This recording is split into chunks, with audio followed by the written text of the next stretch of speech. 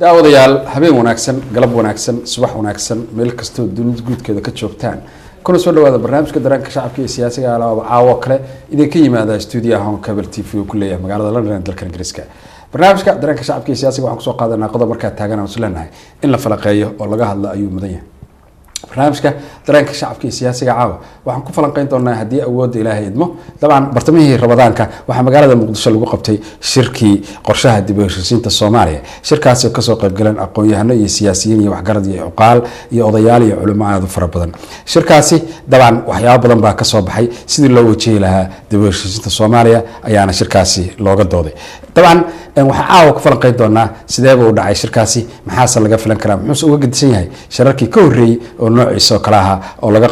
qabtay magaalada Muqdisho ama Soomaaliya oo aan wax saasi ka hirgelin kani muxuu uga gedisan yahay waxaan ku sii falanqeyn doonaa haddii awood Ilaahay idmo dabcan maadaama la soo hadal qaaday dib u heshiisiin Soomaaliya waxaa ka jira urur hubeysan oo dagaalamo lagu magacaabo Al-Shabaab dabcan ma ku jirtaa qorshaha in dib u heshiisiin toos lala furo ururka hubeysan ee Al-Shabaab dabcan Abu Masuur Robow oo ka qaaday dalka Mareykanku cunaqabatayntii iyo raadintii uu raadinayay dabcan sida la sheegayna dawladda federaalka iyo tantii ka horeysay iyo gogol xaar badan baa jiray oo arintaas hore looga sii shaqeynayay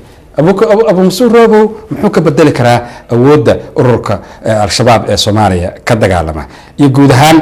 qodobo arrimahaas ku saabsan. barnaamijka dareenka shacabka iyo siyaasiga caawa waxaa igala qayb qaadan doona Maxamed Xaaji Ingiriis oo ah wiil dhalinyaro oo daayar dabcan Maxamed waa PhD ayuu hadda ka diyaarinayaa Oxford University dabcan wuxuuna sameeyaa cilmi baarisyo dhowr ayuuna soo sameeyay oo ay kamid tahay arinta dib u heshiisiinta caawa ka hadlayno wuxuuna cilmi baaristaasi ku soo sameeyay ama u soo bandhigay ama u soo diyaariyay jaamacadda King's College ee London ku taala dabcan caawa ayuuna arrimahaas nala wadaagi doonaa dalkii buu tagay meelo badan oo dalka mid uu tagay dad badan buu soo wareystay mas'uul iyo dhalinyarada dagaalanta iyo kulligood oo dhan dabcan caawa bal wuxuu nooga warrami doonaa researchkii iyo dib u heshiisiinta uu soo sameeyay qaabka dib u heshiisiinta loo geli karo marka ugu horeysa inaad dhammaantiin ku soo dhawaada barnaamijka dareenka shacabka iyo siyaasiga waa dhawahay duraan waa maasanta waayahay inta aanan wasiirka u gudbin dabcan dalkii baad ka soo noqotay muddo badanna research baad ka sameynaysay sidaan xogta ku hay ilaa 3 research baad samayso arrimahan dib u heshiisiinta iyo ku taxalluqa iyo waliba dhalinyarada Soomaaliya ka dagaalanta ururka Al-Shabaab bal guud ahaan dalkii markaad tagtay iyo waxaad kala kulantay wada soo koobay waa mahadsantahay duraan waana salaamayaa dadkana daawanaya Soomaali meel ay joogtaba barnaamijkaaga fiirsanaya waana ku mahadsantahay inaad ugu soo martiqaaday tagista wadankan tagay muddo ay ugu dambeysay muddo dheer ma tagin waxaan sameeyay 2 jeer baan iska daba noqday 2 jeerna waxaan sameeyay research dheer oo extensive ah oo ethnographic oo macnaheedu yahay in bulshada inta dhax gasho abal xogta ka soo duubto wareysato intii aan joogay meeshana waxaan dadka aan la kulma kamid ahaa oo aan aad u wareystay dadka ka soo baxay ama isaga soo tagay ama ka soo fakaday ama horey ugu jiray xarakad Al-Shabaab al-Mujaahidiin oo la dagaalamaysa dawladda iyo ciidamada ajnabiga ee wadanka jooga marka wax badan waa kala soo kulmay waxaan ogaaday haddaad wadanka dibadda ka joogto oo aad tahay researcher academic waxaa noqotaba ama macallin jaamacadeed aad dibadda adoo joogo wax ka qorayso in wax badan ay kugu dhaafayaan gudaha wadanka oo markaad tagto cilmi baaristaadu noqonayso mid ku jaango-an runta iyo xaqiiqada wadanka gudihiisa taalo wacyigaaga iyo garashadaada iyo aqoontaada iyo fikirkaaga saa u fikiraysana ay wax badan ka bedelayso laakiin ay u baahan tahay waqti dheer oo aad joogto sanad 2 sano ama 6 bil ugu yaraan inaad ku spend garayso wadan gudihiisa joogto xog dhaba ka raadsid marka guud ahaan researchadii aad soo samaysay dhawaan baad soo bandhigi doontaa intooda badan oo intaas oo pages ka kooban marka kalsoonida ku qabtaa hadda maadaama aad intaas waqti ku soo dhamisay researchkaas aad soo samaysay ama baaristaas soo samaysay inay noqon doonto mid miro dhala ilaa ay hadda dadkii review gareeyay waad ogtahay marka cilmi baaris la qoro waxaa lala qaybsadaa dad aqoon u leh waxaan aad ka hadashay oo ama hore u yaqiinay ama kooxo la xiriira waxa aad qortay ku soo takhasusay for example shabaabka kale haddaysan shabaab ku takhasusin waxay ku takhasuseen Boko Haram oo kale iyo kuwan ka dagaalamaya Algeria ka dirirayay ISIS waxyaabaha la xiriira marka kuwaas eegay laakiin nasiib wanaag aniga tayda waxaa eegay professorada labada u waaweyn ee daraasaysa shabaab midna yahay Faransiis midna yahay Norwegian kan Norwegianka ee buug qoraa daawaday Stig Arlhansen waa buug kaliya shabaab laga qoray ilaa hadda ayuu qoray kan kalena wuxuu sameeyay cilmi baarista ugu badan ee shabaab laga sameeyay marka labadooda fiiriyay waxayna ku qiimeeyeen inay tahay mid cusub oo si cusub u darsaysa shabaab jid cusub u jeexaysa dariiqii hore loogu darsayay shabaab mid ka duwan marka ilaa 5 cilmi baaris ayaan qoray laba la aqbalay hadda la daabici doono saddexna waxay ku jiraan review eegid way hadda basta arrimahaas oo nabaa kala fur doonta hadii la yiraahdo madashaan ku soo noqonaya dabcan maxamed ingiriis waa daawanaysa wasiirka wareysigiisii wixii wasiirka wareysigiisa kaaga baxay shirkii lagu qabtay dhawaan magaalada Muqdisho dib u heshiisiinta shirarka hore noocaas oo kale la soo qabtay wax badan oo saasana kama hirgelin guud ahaan sida u aragtaa arrimahaas waxaa taagan dhibaato weyn oo ka taagan qaabka ama habka ama habraaca loo marayo dib u heshiisiin wadanka in la gaarsiiyo waxaad moodaa in dib loogu maalin walba lagu celcelinayo wixii lagu soo jabay la soo maray taasoon horey ugu tilmaamay inay tahay fuusta maran oo biyo lagu shubayo oo biyihii hoos ay ka duleelaan ay ka socdaan dib u heshiisiintu sida wasiirkuba tilmaamay 2007 waa tii dowladdii xilligaa jirtay ay isku dayday inay dib u heshiisiin wadan ka samayso iyadoo la kaashanayso dhaqaale ay ka heshay wadanka Sacuudi Arabiya oo taageeray Soomaaliya bal in la qaboojiyo lacag badan ku bixiyay waxa markaa hogaaminayay dib u heshiinta dowladda oo gacanta ku haysay isla tii ayaa 10 sano kadib maanta socoto dowladdu ay gacanta ku haysaa waxay ku quman tahay sidayna tahayna oo haddii aan fiirino qabradihii ay soo mareen wadamadii burburay sida Rwanda Ethiopia laftirkeedana la burburtay 1991 inkastoo hore ay ka kacday dib u heshiisiin dowladdu waxay hogaamin kartaa marka ay wadanka gacanta ku wada hayso marka ay ka talinayso wadanka guud ahaan oo dhan ay dib u heshiinta qaban kartaa Soomaaliya waxaan la dhilgareynaynaa ama la falgalaynaa wadan burburay oo dowladdu aanay ka talin magaalada Muqdisho meel ka mid ah saan ognahay ya degmooyin magaalada ka mid ah habeenkii waxa ku jira oo ka taliya xarakada al-shabaab al-mujaahidiin marka wax dib u heshiisiin oo gacanteeda inta geliso ay qaban karto ama ay hiirgelin kartaa ma jiro sida kaliya u dhow ee dib u heshiisiin maanta wadanka looga sameyn karaa waxay tahay wadanka waa kala qoqoban yahay shabaab kaliya ma aha maamul goboleed yaa marka hogaamin kara dib u heshiisiinta hadii dowladda soo hogaamin karo waxa hogaamin kara dhowr qaybood ayaa la fiirin karaa waxa kamid ah culamaa u diinka wadanka oo kale waa in la helaa dhinac kamid ah dhinacyada wadanka ka jira yani bulshada wadanka hadda waxa la yiraahdaa bulshada rayidka oo kale culamaa u diinka ha noqoto aqoon-yahanada ha noqoto haweenka ha noqoto dhalinyarada ha noqoto dhinac kamid ah dhinacyada wadanka ee ka madax bannaan siyaasadda wadanka inay intay isku tagaan ay hogaamiyaan dib u heshiisiinta haddii taal aysan awoodi karin inay dowladdu samayso in guddiga dib u heshiisiinta qaranka la sameeyay oo howsha isagu galo ya haddii marka dhinacyadii la heshiisiin lahaa dhinac kamid ay u arkaan guddigaas inuu yahay mid dowladdu ay magacaabatay inay culamaa u diinka kala galaan ama ay galaan gabayaaga wadanka dadka gabya saad ogtahay taariikhiyan ummadda Soomaaliyeed 100 sano ka hor 200 sano ka hor waxa howlgelin jiray 3 kooxood 3 dhinac ayaa howlgelin jiray oo u ahaa hogaan waxa koow ka ahaa culamaa u diinka wadanka oo ay ka dambeysay ummadda Soomaaliyeed meel walba ay maraan waxa ku soo xigay gabayaaga qolada gabayda oo gabayda tirsa waxa saddexa ka qabiilada wadanka marka in la fiiriyo way kale jid kale ayaan ula jeedaa oo la maro oo aan ahayn jidka lagu soo jabay dib u heshiinta lagu jiray maxamed dabcan dhawaan waxaa raadintii la gogoobahayay dalka Mareykanka ka qaaday Abu Mansuur Robow oo mas'uuliyiinta al-shabaab xilli rag ugu sareeyay kamid ahaa inkastoo dhawaanahan uu ahaa nin aan ka dhex muuqan shabaab dhexdooda dabcan dowladda federaalka gobol xarbi uu sameysay dowladda federaalka ka horeysay midaanaba gobol xarbi si sameysay aakhirkiina waa research nawaad sameysay Abu Mansuur Robow inta la socotaay maxay ka bedeli karaan awoodda ururka dagaalamay al-shabaab waa mahadsantahay Duraan intaanan ka jawaabin su'aashaada waxaa rabi lahaa inaan dib ugu laabto Mansuur iyo shabaab wixii ka dhacay waxa problemka ama dhibaatada shabaab dhexdooda ay bilaabatay markay ka baxeen xamar 2011 August oo ay dagaalo dhexdooda intuu dhacay oo godane hogaamiyihii al-shabaab godane oo dhexdooda u yaqaanaan Abu Zubayr oo ciidanka ayadoon laga wada tashan oo ka saaray magaalada Muqdisho habeen madow ayadoon qaarkood loo baaqinba oo aysan ogeyn markay magaalada ka baxeen waxa dhacay culays iyo cadaadis shabaab dhexdiisa ah waxaa la bilaabatay marka in lagu dagaalamo hogaankii oo qaar ay bilaabeen inay ku taliyaan in Abu Zubayr Godane ku fashilmay hogaaminta shabaab sidii lagu bedeli lahaa dadkii marka codadkii sameeyey diidmada iyo mucaaradada waxaa u waaweynaa ninkii dhintay awoodda badan lahaa dhinaca fikirka iyo cilmiga shabaab Ibrahim Xaaji Meecad Afghani oo ayna isbahaysi ahaayeen Abu Mansuur waatuu Godane amar dhiibay oo dilay Afghani waxaa ku jira internetyada website-yada shabaab haddaad gashid way fiicneed inaad caawa saartaan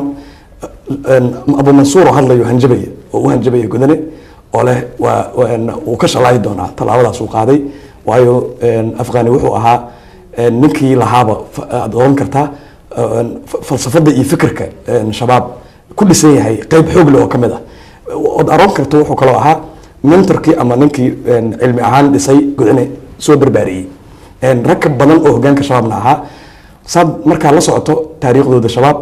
waxaa markaa xilka laga qaaday oo awoodiisa hoos loo dhigay Abu Mansuur waatuu afhayeenka ahaa nin xiddi ka dhex ah shabaabna wuu ahaa oo aad u codkar ah oo macneeya shabaab ideologiga iyo waxa uu ku dagaalamayo iyo institutionkiisa iyo wixiisa adduunyada u macneeyo ahaa Soomaalidana u macneeyo markuu la hadlayo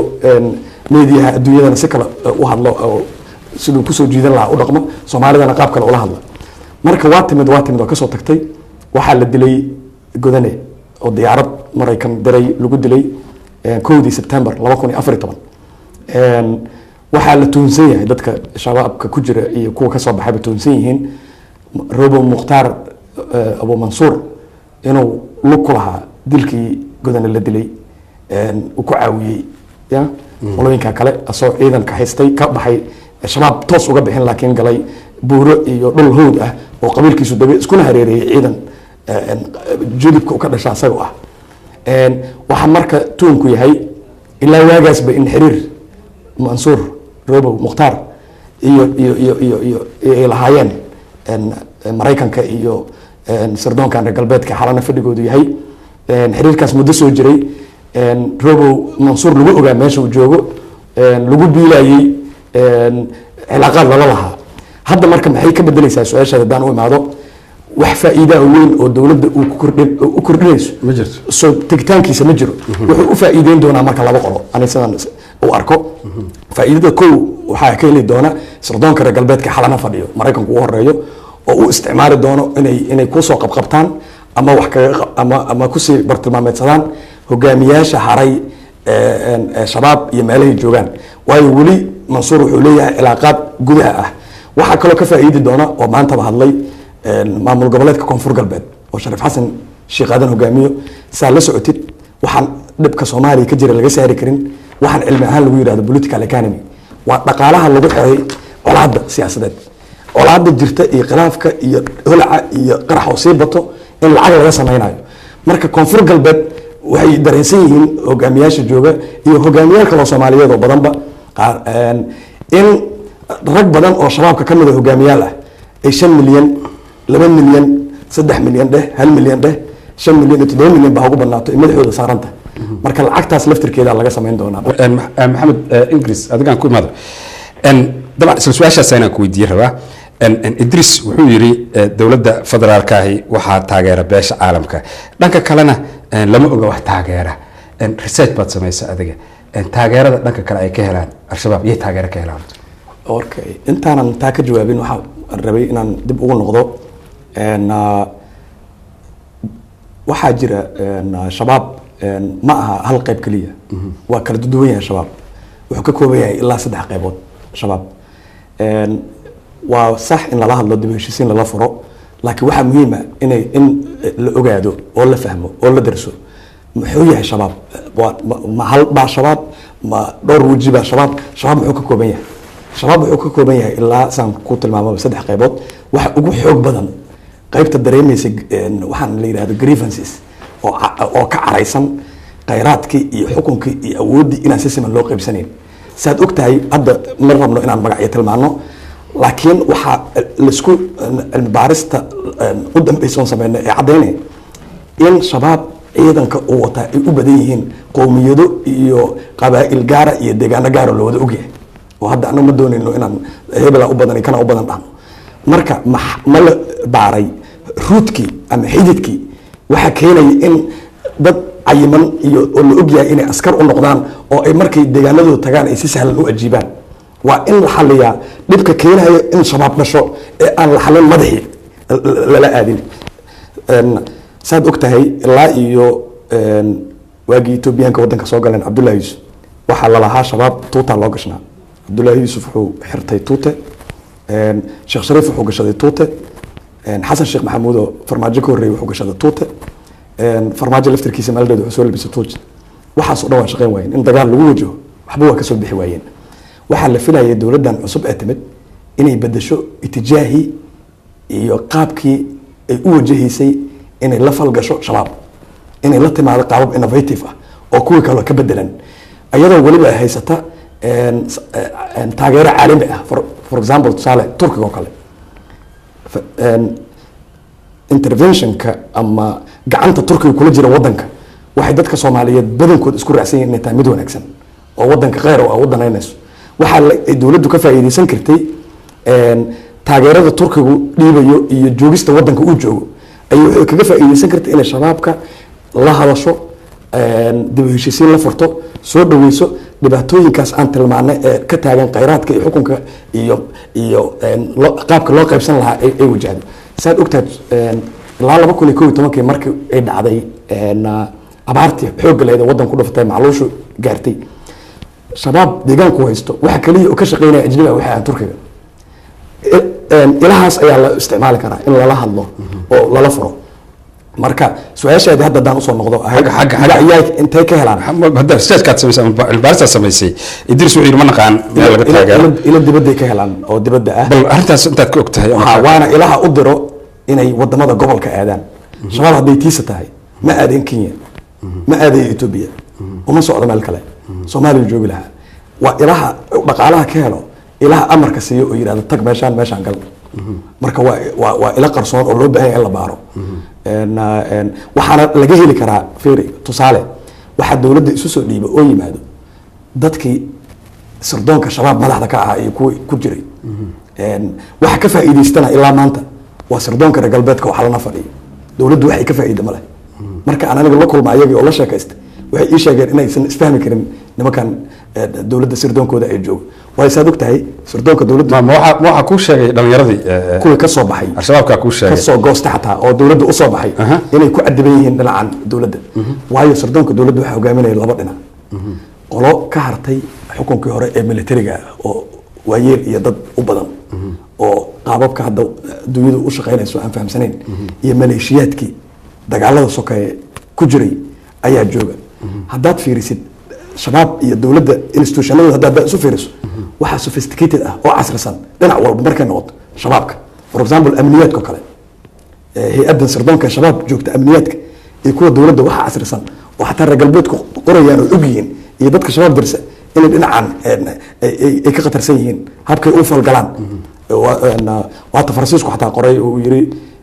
waxay xataa boko xaraam kaga dheer yihiin inay leeyihiin system data ah organized ah oo cid walba ay ugu jirto meesha markay tallaabo qaadayaan ay wax rabaan dhinaca kale governance systemkooda structurekooda qaabka ay wax u dowladeeyaan ama meelahay joogaan ay u xukumaan taas waa taas qaabka cadaaladda oo shabaab u sugayo waad ogtahay magaalada muqdisho haddaad tagto dadka kala bixi waayo oo maxkamadahan dowladda dhulkeeda ka jira muqdisho ay cadaalad darrada ku kala xukmayaan oo ilaaluush ka qaataan waxaa laysugu tagaa laba meel oo shabaabku joogo maxkamadan ku taalla hurwa ceel turcay iyo maxkamadda kale ku taalla berida midda ku taalla agtees ayaa la tagaa oo sababta kala saara midna waa darajada koowaad midna waa darajada dambe oo abiilka loo tagay marka see waxaan wax looga qabanaa marka waxaa wax looga qaban karaa institutionada dowladda inay la sinmaan kuwa shabaab maxamed idriis adigaa ku imaada maxamed idriis cilmi baaristan aada soo samaysay dabcan waa kaa dambeysay oo soo bandhigidii hogaamiyihii godane iyo abu masuur markii lasoo waxeeyey waa 2 toddobaad gudahood dabcan markaad researchka ama cilmi baarista sameynaysay dhalinyaradu maalin walba waxay duulaan ku qaadaan goobo dad shacabihii degan yahay oo ay ku xasuuqaan dad shacab ah oo Soomaaliyeed oo waxba galabsan haddii ay rabaan inay ciidamo shisheeye la dagaalamaan waa la yaqaan goobo ay degan yihiin dabcan arrintaasi marka cilmi baaris sameeynaysi waxba ka weydiisay ayaga maya arrimahaas kalama hadlin waxaan fiirinayay inay ballaarato loo baahno cilmi baaristo dhinac walba ay eegto waqtiga nagu dheeraanayo hawshana waa badanaysaa dhowr aspectiyaan eegaynay 3 qaybood balse wax u maamulaan governance structure-kooda xukunkan ay wax xukumayaan iyo meelaha ay joogaan nabadan ay abuureen cadaaladdan ay fulinayaan maxkamadahan ay sameeyeen nabadda ay ku guuleysteen oo baabuurka ka soo baxo xuduudka Kenya oo ilaa mudug xardheere tagayo oo la hadlayso uusan jirin dhulkooda oo intay rasiid ka soo siiyaan lacag uga soo qaadaan bu'aala agteeda oo ka sii baxayo bandirilay meel u dhow waxaasan fiirinay taas one aspect ay ahayd waxaan kaloo eegaynay si isula falgalaan ayagii dowladda dhinaca siyaasadda dhinaca amniga ma jira intaad xog ka ogtaa xiriir hoose oo ka dhexeeya dowladda ama tii ka horreysay ama midaan iyo ayaga qudhooda oo xiriir hoose oo asxaabnimo ama wada shaqayn hay xiriirkoodu ma aha formal laakiin waa informal waa xiriir dadban ayaga kaliya ma aha dowladda ma aha saad ogtahay dowladdan Soomaaliya hadda ka jirto iyo qaabka siyaasaddan Soomaaliya ku salaysantahay marba koox cusub ay qabsato oo timaado intii si abaabusho ay wadan gacanta ku dhigaan waa cusub yihiin yani waxay ka yimaadeen horay ugu jirin siyaasada Soomaaliya dadkuna ma aqoon adigu xukuumad cusub yani waa cusub hal maray daaqada ka soo galaan kooxay ka saaraan meesha kuwaas laftirkooda xataa wax ku walaaqan yihiin oo waxaan soo isticmaalo ayaga laftirkooda waxay ayagu ii sheegeen inay dadkan siyaasiyiinta ah ee xukunka loolamaya laftirkooda inay isu isticmaalaan ayaga laftirkooda hadda dowladdii hore oo Xasan Sheekh waad ogeyd in mar walba ay dhacaysay inay magaalada si sahlan u soo galaan ay qarxiyaan meesha doonaan inay madaxtooyada dhowr jeer ay galeen su'aasha cilmi baaraha uu isweydiinayo iyo qofka raba inuu waxaan baaro waxay tahay see ku dhici kartaa intaad aragtay intay soo dhaafaan baabuurtan qaraxyada waxaa laga keenaa Mubarak iyo Owdhigle iyo afgoy korkeeda laga soo bixiyo Toro meesha maxkamadda ugu weyn ay ku taala shabaab ilaa baraa waa laga soo marsiyaa inta halka ka soo baxaan ay madaxtooye yimaadaan iyo SYL meel u dhawaa tiyaatarka iyo taqaane iyo sayidkii iyo baarlamaanka hore iyo ay qarxiyaan waxa cad oo ku cad inay laaluushayeen waxay laaluushaan dowladda dadka mid ay laaluushaan oo u sahla inay waxaan sameeyaan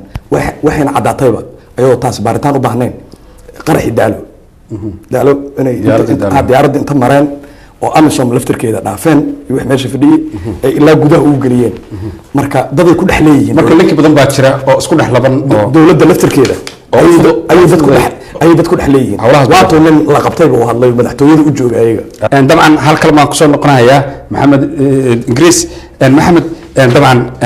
waad arkaysaa su-aashaas rabaa inaan ku weydiiyo dadka waa daalay qofkii maanta inta Muqdisho jooga inkastoo markamoodka meel walba jooga ama Soomaaliya guud ahaan koonfurta Soomaaliya aanu badiyo jooga wuxuu mudan doono ma oga maanta walwali cabsi baa ku taagan dadku iyo dalkiina dhiigoodii waa daadanaya dhalinyaradu dab yar ma shidayso oo meel oo saad aragtay u galahayaan ayaga qodhooda intaas oo kala lagu hayaa sidii xal loo helo maxaad ka oran lahayd dowladda federaalka iyo ayaga labadaba warinta dhiigu waa daadanaya waana socdaa maalin iyo habeen hadda waxaa la ii soo sheegay galabta 2 qof in la dilay xalay lagu dilay magaalada meel dhinaceeda wasaaradda gaashaandhigga iyo inta u dhaweyd inta u dhaxaysa in la dilay la leeyahay shabaab dilay waa saa tilmaantay ayagana waa la dilaya ayagana waxbay dilayaan dagaal xal laguma keenayo Soomaaliya cid ku adkaanaysana ma jirto waana inaan ka faa'iideysanaa khibrad ka helnaa wixii aan soo marno dhibaato ah waxaa la isku dayay muddo dheer in hal dhinac wadanka wada qabsado waana suurtagali weys dagaal ha noqoto xeelad ha noqoto si kasta ay noqotaba dagaalkoo sii socdo iyo dhiigoo sii daato iyo hogaanka cusub markuu yimaado hogaan cusub inuu ballan qaado inuu shabaab meesha ka saari doono dagaal ku qaadi doono wax uu u reeban doonaa aysan jirin wax macna ay samaynayso ma jiro waxaa loo baahan yahay dhibaato horta maba xallin kartidba adoon fahmin dhibaatada waxa ay tahay mushkiladda meesha ka imaanaysa daadan fahmin oo face value u haysatid waxa dhanba wax korka ka socda inay yihiin laakiin umucdoodii aadan daraasayn waxa ka qaban karta ma jiro waxay tahay in la wada fariisto wada hadal la furo la isticmaalo jaanalo kale laga faa'iidaysta khibradda laga soo maray Afghanistan oo kale Taliban waata lala hadlay maanta wada hadal fiican lala galay qaraxyada yaraadeen dilka yaraaday in yaro ayaga qolada beer mushadaan ayaga la kala qaybiyay laakiin qaybta ugu badneed ay dawladdu la shaqeynayso deegaanka ay haysato inay iskoolada xataa kala shaqeynayso dawladdu waxaan ka rabaa raalli aan ku sii dhex daro marka ka soo tagtay Taliban waxaan ogeey 90yadii Algeria arrimo saan oo kale ka taagan maxaa lagu xaliyay Algeria waa kala duwanaayeen afis ikuwan shabaab saad ogtahay xataa marka ugu daro Al-Qaeda waa ururka kaliya yani dhaqdhaqaaqa islaamiistaha kaliya territory yani dhul inta la eg xukumo ma jiro yani intaas marka laga reebo Taliban 1996 yani Afrika ma badcin haddana ma jiro Al-Qaeda kuma guuleysan ee deegaan balaaran wada qabsato ilaa mudug iyo waxa laga hadlayaa ilaa Gado iyo Jubbada Hoose xuduudka Kenya inkastoo koox meel ka maqan hadda dhow ay dhacday laakiin maray wada hayeen Soomaaliya oo dhan xoogeeda ay gacanta ku qabteen waxa lagu xaliyay dhinacan afis ma ahayn koox waxaysatay waxay ahaayeen dad magaalooyinka ku dhex jiro marba meel maxamed la soo fadlan dad meelaha wax ku qarqarxiyay ahaayeen koorna waxay ahaayeen dad khibrad ka helay halgankii lagaga soo horjeeda Faransiiska la isaga dhiciyay oo halgan la isqarxinayay oo violence anaga ma marin Soomaaliya anaga violence waxa noogu horeeyay isqarxis iyo waxan waayidan dambe nagu dhasheen oo noogu horeeyay dhowr 10 sano halka maxaa ku daraysa labada adoo soo gabagabayna waa su'aalo waa ku dambeeyay halku waa qaraar yahay halku aad u qaraar yahay waxa la rabaa sabir in la abo halka waa in sidii hore wax u socdeen si ka duwan la qaadaa waa in dawladdu bedeshaa luqadda ay u isticmaalaysa shabaab marka koobaad waxay dawladdu isticmaashaa luqadda Ethiopia isticmaasho oo nabadiid erayga nabadiid taramkaas intuu ka yimid Ethiopia oo yimid ilaa dawladdu wuxuu nala socday Cabdullaahi Yusuf ilaa hadda socdaa luqadda in la bedelo Soomaalida dhaqan ay leeyihiin ay ku xalliso conflict resolution xalkeeda waxay yiraahdaan afxumo والله ما حبك هذا ما ترت يعني دجال أنا ما ترت عرضنا كاجيسة دجال مع كذا ما ترت نكى والوالد أنا وحيري رجوع كستوا كدي ولا لو حكون عمل لوال لو قد إن بدله أنا ملي هذا لو قد معك كلها الله يملي لكن لو قد إن بدله واي وحي كسبان هاي هي اللي هاي إن بدل أو شباب كجرته أو كسر تجي هيد أو هذا كان معان وصل بيلعب لكن وحنا في دي أملست محيد أف صومالي أفنست يعني أفيس اللي في دي صور نقطة أو يعني صور قلا هديك أنا والله بالليل يعني ودكتور دقنك صوماليات ممكن نقول تبرير صومالي وشباب صومالي واي يعني هو جامياش ودربن يوحى وجامي ولي قد من أجنبي قوي ماذا ما ذاك ما دقن سديب يعني سوديب نك يعني وقول تبرير هذا قلت له وقول من ريا ما أنا كاب حيو لكن لو قدر إلا بدله لأن الدراسية دبيشين الاستعمالات جانا الله مرة وتركوا كمية سيد الله رحمه لها أيها سيء وكل قبسين اللي فهم هل دقيقة يبركوا صوكوب عم هل دقيقة رسالتك مركز صوت سويسو وكوا أسومي دونا إن شاء الله تعالى رسالتك اسمه دون استاجد دونتا وح وياهي يقابك وياهي هذا وحكاربه تدارك قدام بسينا كسوق بجبيسين ما دام أهيس رسالتك لأن يرضى أم أورك الشباب دولة الفدرال كاهدنا دولة هذه تكور قبتي لبضوا ده إن بريتش كات نقول له هذا طلع بيحنا لها لبضوا ده السين لهاي اوكي marka hore waxaan jeclahay inaan u mahadnaqo dadkii soo hadlay maamooyinkii dumarkii iyo ragii Mustafa u dambeeyay wasla joogna xamar waa isku aragnay research ka markaan sameeyay cilmi baarista waxaan u tagay oo anigu aan raadiyay wakiilka xogayaha guud ee qaramada midoobay ee Soomaaliya Michael Keating waana British soo ogtahay Oxford joogi jiray